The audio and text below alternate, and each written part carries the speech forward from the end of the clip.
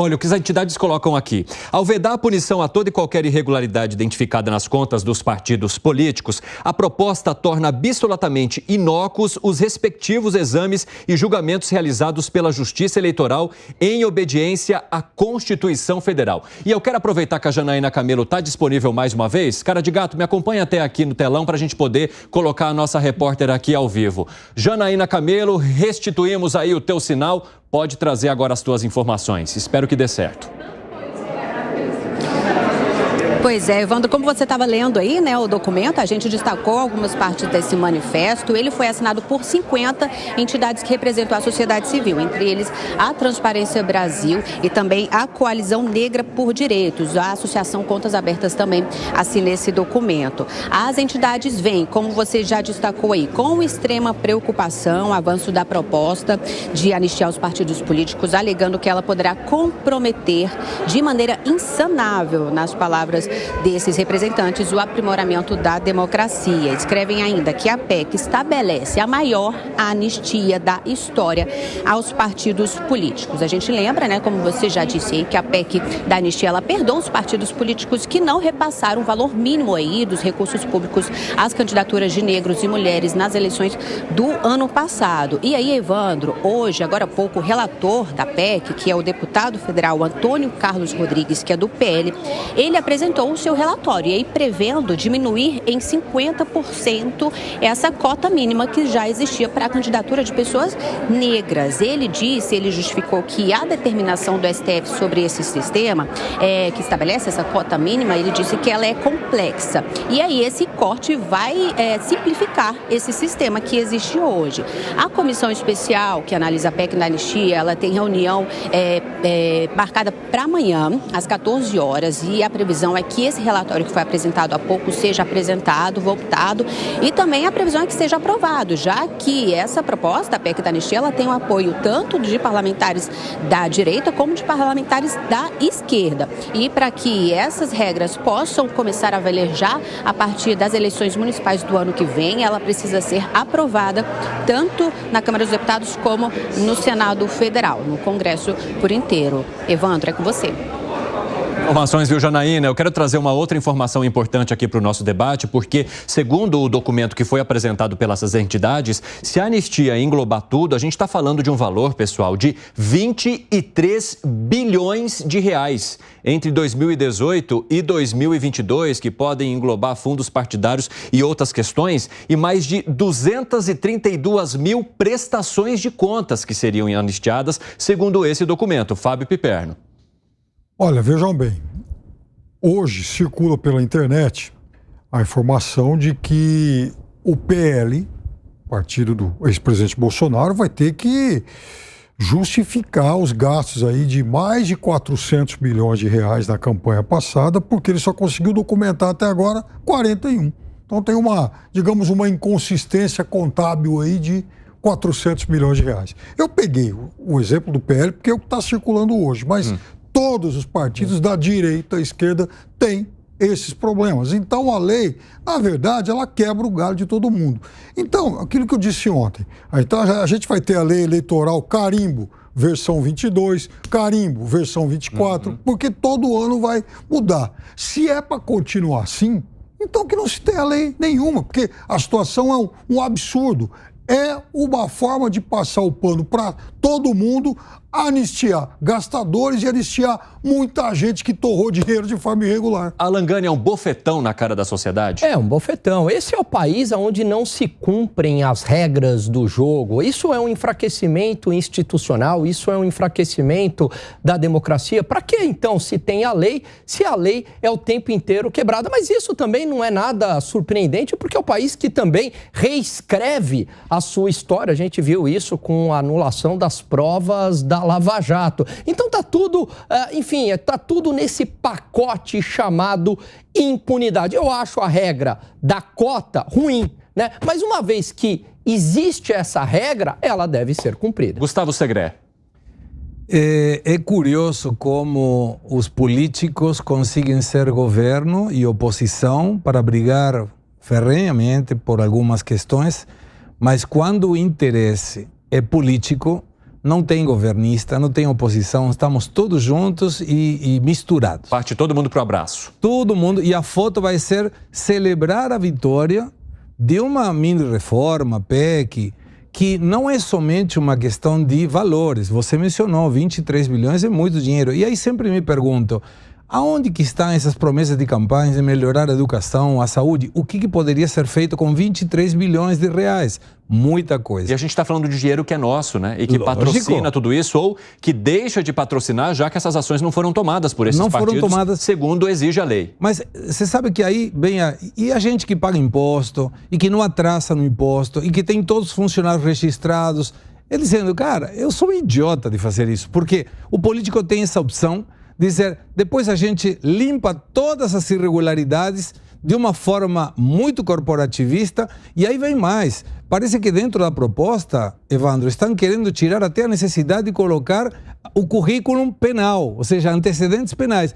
Se uma pessoa tem antecedente penal num serviço privado, não é que ela não vai conseguir trabalhar, mas tem cuidados para trabalhar. E quando você observa, inclusive, para abrir uma conta em qualquer país sério do mundo, ele te pergunta se você é uma pessoa politicamente exposta. Por quê? Porque tem risco de corrupção. Ou seja, de plano, qualquer pessoa que trabalha vinculada à política já é suspeita de alguma coisa ilegal. E aí vem esse tipo de mini-reforma, PEC, que busca o quê? Limpar todas as irregularidades do passado e concordo com o Piperno. Daqui a um ano teremos outra e depois outra, mas o contribuinte, o eleitor, não é a preocupação do político. Fala, Dávila. Olha, tem outro problema ainda, né, Segre, que é o seguinte, é uma farsa de 2 atos. O primeiro ato é anistiar todo mundo. O segundo é chamar de reforma eleitoral, dobrar o valor do fundo eleitoral para distribuir na campanha de 24. Vão tungar mais ainda o nosso bolso. Gente, é uma vergonha. Não é possível que a sociedade vai deixar passar esse canhão de dinheiro que vão tirar mais do nosso bolso para dobrar o dinheiro do fundo eleitoral para a próxima campanha depois da anistia, Evandro. Muito bem lembrado. Daqui a pouco, inclusive, a gente vai trazer algumas das questões que podem ser mudadas na mini-reforma eleitoral. É um dos assuntos que está no destaque aqui da nossa pauta. Agora, Piperno, o Alan Gani fez uma comparação aqui dizendo, né, o que esperar de um país que recentemente, por meio de uma decisão monocrática de um ministro do Supremo Tribunal Federal, anulou todo o acordo de leniência feito pela Odebrecht e que colocava uma série de pessoas acusadas de corrupção ali em processos, algumas que já pagaram, outras com processos ainda em andamento. Você concorda que dê para fazer essa comparação e esperar isso de um país? Ou seja, aquele que libera aqui, não dá para esperar algo diferente quando a gente fala do nosso Congresso? Não, veja, essa é uma questão que está, por enquanto, restrita ao ambiente Congresso. O Congresso está tomando, de novo, uma medida que beneficia os seus pares. Aliás, a coordenadora do grupo da mini-reforma é a deputada Daniela Cunha, lá do Rio de Janeiro, filha, não se percam pelo nome, de Eduardo Cunha. Sim. Então, né, é esse DNA que está ajudando a coordenar o grupo da mini-reforma e com, claro, a anuência de parlamentares das mais diferentes correntes. Então, essa é uma questão. A outra, se a gente for fazer... Aliás, Eduardo Cunha envolvido na Lava Jato também. Então, se a gente for fazer... Aliás, envolvido em um monte de coisa, né? E tinha lá muita gente batendo palma para ele. Agora, vejam, se a gente for fazer realmente analogias com problemas da justiça, aí a gente vai voltar a Pedro Álvares Cabral. Né? Segre. Mas quando você avalia a falta de recursos que o próprio governo vai sentir nesse ano que vem, a gente se pergunta, e esses 23 bilhões e o fundo eleitoral que vai ser aumentado, que pretende ser aumentado, é dinheiro que poderia ter utilizado para uma questão muito melhor que ouvir alguém falar das campanhas e das promessas que certamente, quando eleito for, não vai cumprir.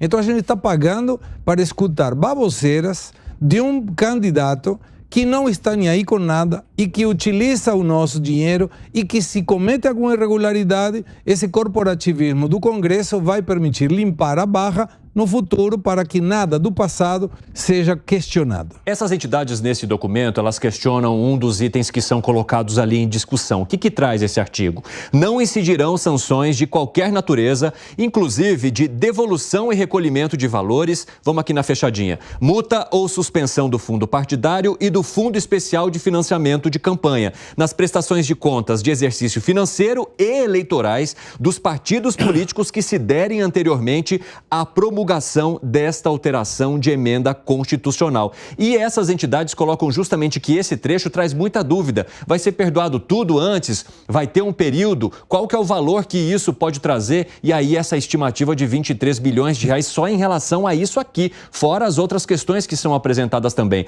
Agora, Gani, você acha que essas entidades têm o poder de fazer o Congresso caminhar diferente ou andar fininho?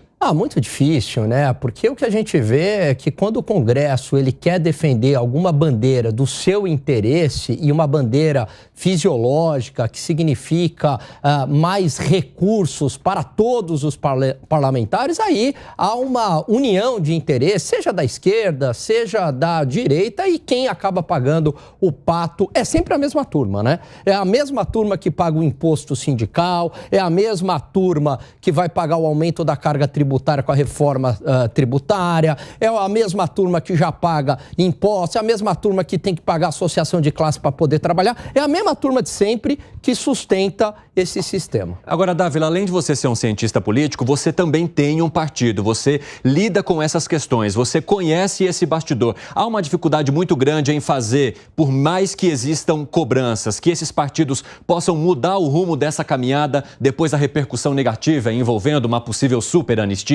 Não, eu não vejo como vai mudar, eu concordo com o Alan Gani pela seguinte razão. Nós não podemos esquecer da governança. Se eles forem condenados por malversação de verba desse dinheiro, eles vão ser ficha suja e não podem disputar a eleição. Exatamente. Então tem um negócio que é o interesse na veia deles. O negócio é o seguinte, eu não vou entrar numa aprovação de moralidade que amanhã eu posso perder o mandato porque eu sou ficha suja, porque eu era dirigente partidário e eu sou responsável por ter assinado essas contas e essas contas foram ter sido reprovadas. Então tem uma questão de interesse próprio que une aí a direita e a esquerda, o corporativismo, como a gente falou. Segre. Eu gostaria de saber quando for votado quem vota cada coisa. E eu suponho que se algum partido tem as contas certas, corretas, como deve ser, ele vai votar contra a reforma. E aqueles que não têm as coisas bem apresentadas serão a favor da reforma para limpar o passado e ocultar essas irregularidades. Vai ficar muito fácil saber quem é quem, mas muito provavelmente nesse caso vai ser uma PEC que vai ser votada com muita tranquilidade no Congresso. Por quê? Porque aí não tem oposição não, é todo mundo junto. E aí, Segre, eu aposto uma coisa, o único partido que vai votar contra é o Novo.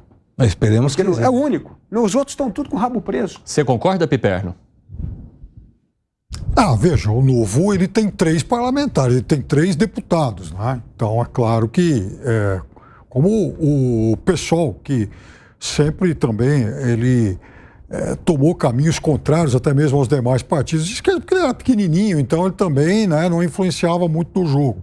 São partidos mais ideológicos, sem dúvida nenhuma. Até por isso que eu já disse aqui que eu defendo que eleições para o parlamento devem ocorrer na mesma data do segundo turno, porque aí pelo menos você aproxima o candidato a presidente, a governador, a prefeito, de uma base ideologicamente mais próxima a ele, e lá na frente o preço de compra do resto vai ser menor. Uma PEC como essa aí, eu até achava que era uma espécie de refis do parlamento, mas não é nem isso, porque refis você paga um pouquinho, né? Isso aí, por exemplo, não vai precisar de nenhuma negociação de cargo. Ninguém vai precisar pedir ministério para votar isso aí.